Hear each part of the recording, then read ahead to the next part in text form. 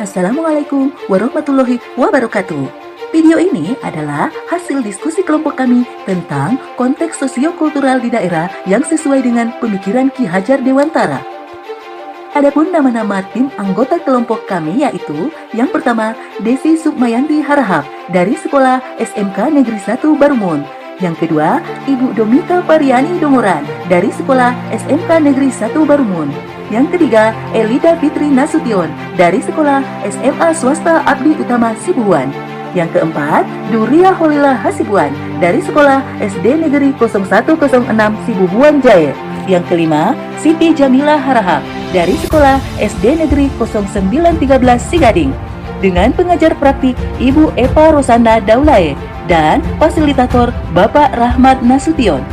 Tujuan pembelajaran khusus pada hasil diskusi ini yaitu peserta mampu kenali nilai-nilai luhur kearifan budaya daerah yang relevan menjadi penguatan karakter murid sebagai individu sekaligus sebagai anggota masyarakat. Sebagai bahan diskusi adalah yang pertama, apa kekuatan konteks sosiokultural di daerah yang sejalan dengan pemikiran Ki Hajar Dewantara. Yang kedua, bagaimana pemikiran Ki Hajar Dewantara dapat dikontekstualkan sesuai dengan nilai-nilai luhur kearifan budaya daerah yang relevan menjadi penguatan karakter murid. Yang ketiga, menyepakati satu kekuatan pemikiran Ki Hajar Dewantara yang dapat menebalkan laku murid di kelas atau sekolah yang sesuai dengan konteks lokal sosial budaya di daerah yang dapat diterapkan. Sebelum masuk ke pembahasan selanjutnya, kita harus mengetahui dulu apa itu sosiokultural. Sosiokultural adalah hubungan antara manusia dan kebudayaan. Sosiokultural menjelaskan bagaimana manusia berinteraksi dengan kebudayaan di sekitarnya, termasuk bagaimana kebudayaan tersebut memengaruhi perilaku, nilai-nilai, dan cara hidup mereka. Sosiokultural mengacu pada sistem norma, nilai, dan adat istiadat yang dianut oleh suatu kelompok masyarakat. Sistem ini memengaruhi bagaimana mereka berperilaku dalam berbagai situasi sosial. Ada beberapa aspek sosiokultural, yakni budaya, sosial, struktur sosial, lembaga sosial, proses sosial, pendidikan, psikologi, sosiologi, antropologi, dan pengembangan masyarakat. Yang menjadi konteks sosiokultural daerah yang pertama adalah sholat berjamaah. Sholat berjamaah merupakan kegiatan yang dilakukan bersama-sama oleh umat Islam tanpa membedakan suku, ras, golongan, dan status sosial. Hal ini sejalan dengan pemikiran Ki Hajar Dewantara tentang pentingnya pendidikan untuk membangun rasa persatuan dan kesatuan bangsa. Ki Hajar Dewantara menginginkan pendidikan yang menghasilkan generasi muda yang beriman dan berakhlak mulia. Sholat berjamaah merupakan salah satu sarana untuk mencapai tujuan tersebut. Konteks soskul yang kedua adalah Maulid Nabi. Maulid Nabi merupakan momen untuk memperingati kelahiran Nabi Muhammad SAW dan meneladani akhlak mulia beliau. Hal ini sejalan dengan pemikiran Ki Hajar Dewantara tentang pentingnya pendidikan karakter. Ki Hajar Dewantara menginginkan pendidikan yang menghasilkan generasi muda yang berbudi pekerti luhur dan akhlak Nabi Muhammad SAW menjadi contoh utama yang patut diteladani. Konteks soskul yang ketiga adalah Dalihan Natolu. Dalihan Natolu adalah filosofi adat Batak yang menekankan keseimbangan dan keharmonisan hubungan antar individu. Dalihan Natolu mengajarkan nilai-nilai gotong royong dan kerjasama dalam menyelesaikan masalah dan mencapai tujuan bersama. Hal ini sejalan dengan pemikiran Ki Hajar Dewantara tentang pentingnya konteks pendidikan dan penanaman nilai-nilai luhur. Ki Hajar Dewantara menekankan pentingnya pendidikan untuk melestarikan nilai-nilai budaya bangsa dan membangun karakter bangsa yang berlandaskan budaya luhur. Konteks soskul yang keempat adalah Marsialapari. Marsialapari merupakan bagian integral dari budaya Mandailing yang kaya akan nilai-nilai luhur. Marsialapari mengajarkan nilai gotong royong dan kerjasama dalam menyelesaikan masalah dan mencapai tujuan bersama. Hal ini sejalan dengan pemikiran Ki Hajar Dewantara tentang pentingnya pendidikan karakter untuk membangun masyarakat yang harmonis dan sejahtera. Ki Hajar Dewantara menekankan pentingnya pendidikan untuk menumbuhkan rasa persatuan dan kesatuan, serta semangat gotong royong dalam membangun bangsa.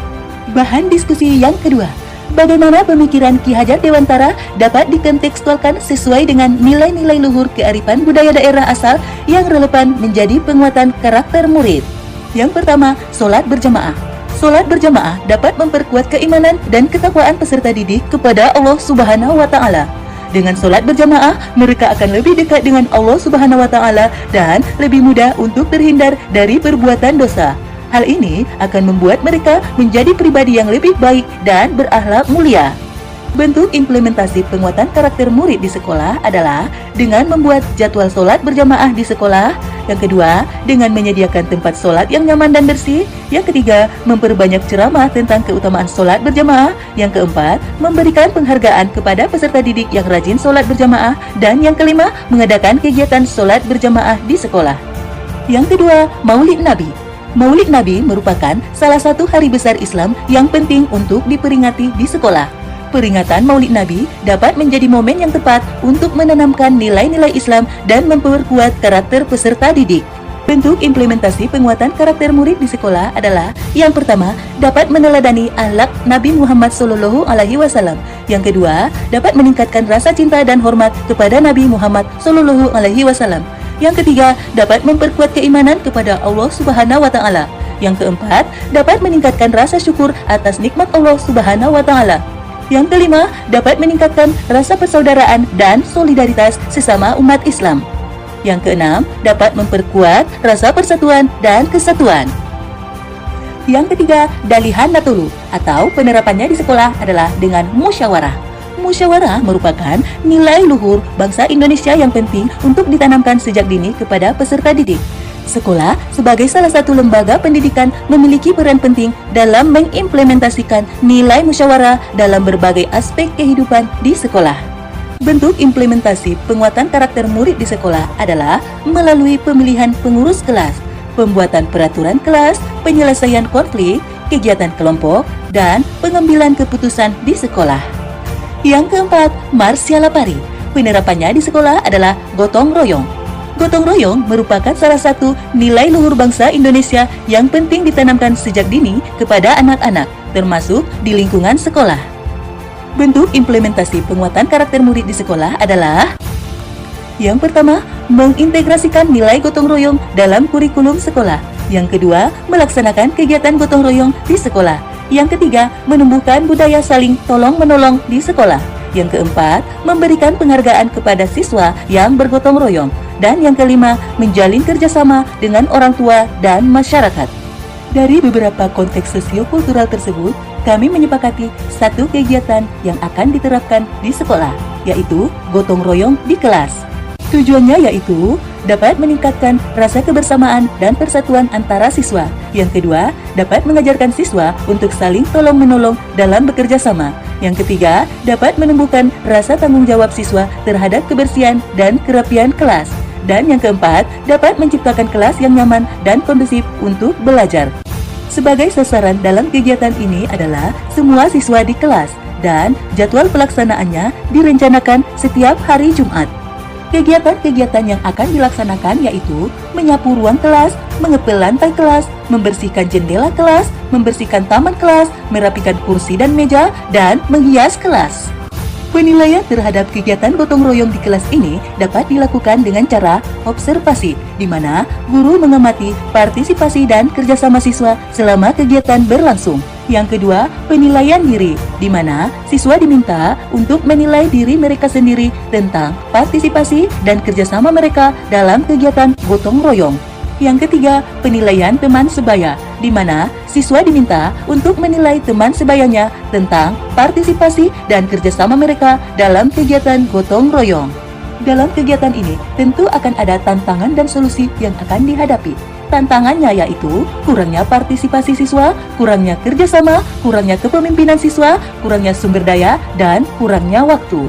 Sebagai solusinya adalah guru dapat meningkatkan motivasi kepada siswa, memperkuat kerjasama, dan mengembangkan kepemimpinan siswa, kemudian mencari sumber daya tambahan dan memanajemen waktu dengan baik. Sebagai kesimpulan dari hasil diskusi kami ini yaitu, penerapan nilai-nilai Ki Hajar Dewantara dalam pendidikan dapat membantu murid untuk menjadi generasi penerus bangsa yang cerdas, berkarakter mulia, dan mampu berkontribusi positif bagi masyarakat. Dengan menanamkan nilai-nilai Ki Hajar Dewantara sejak dini, kita dapat membantu murid untuk menjadi individu yang utuh dan siap menghadapi tantangan di masa depan. Demikian presentasi dari kelompok kami, semoga dapat bermanfaat untuk kita semua. Akhir kata, wassalamualaikum warahmatullahi wabarakatuh.